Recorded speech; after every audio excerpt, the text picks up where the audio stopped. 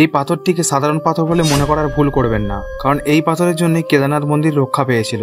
আসলে কেদারনাথ মন্দিরের পিছনে অনেক বরফের পাহাড় রয়েছে, আর এই বরফের পাহাড়ের মধ্যেই একটা পাহাড়ের ওপর একটি ঝিল রয়েছে। কিন্তু হঠাৎই 2013 সালে বরফের গলনের কারণে সেখানে বন্যা দেখা যায়, যার জন্য 5 মিনিটের মধ্যেই ওই ঝিলের সমস্ত জল কেদারনাথ মন্দিরের দিকে এগিয়ে আসে। আর এই বন্যা এতই ভয়ঙ্কর ছিল যে মানুষের পাশাপাশি কতই না ঘরবাড়িকেও নিজের সঙ্গে ভাসিয়ে নিয়ে গিয়েছিল, যার মধ্যে প্রায় 5,500-এর বেশি লোক মারা যায়। কিন্তু হঠাৎই একটি চমৎকারী ঘটনা ঘটে, যেটা দেখে সবাই অবাক হয়ে যায়। বলা হয় যে এই মন্দিরটি পাণ্ডবদের দ্বারা নির্মিত এবং ভীম এটা প্রতিজ্ঞা করেছিল যতদিন এই পৃথিবী থাকবে ততদিন অদৃশ্য রূপে তিনি এই মন্দিরের রক্ষা করে যাবেন।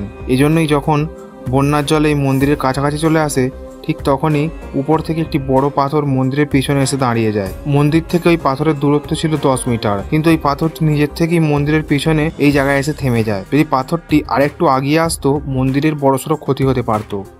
আর এই পাথরের জন্যই জলের যে ধারা সেটি 2টি ভাগে বিভক্ত হয়ে যায় এবং কেদারনাথ মন্দির রক্ষা পায়। এই পাথরটি এখন ভীমশিলা নামে পরিচিত। কমেন্টে একবার সবাই লিখুন হর হর মহাদেব।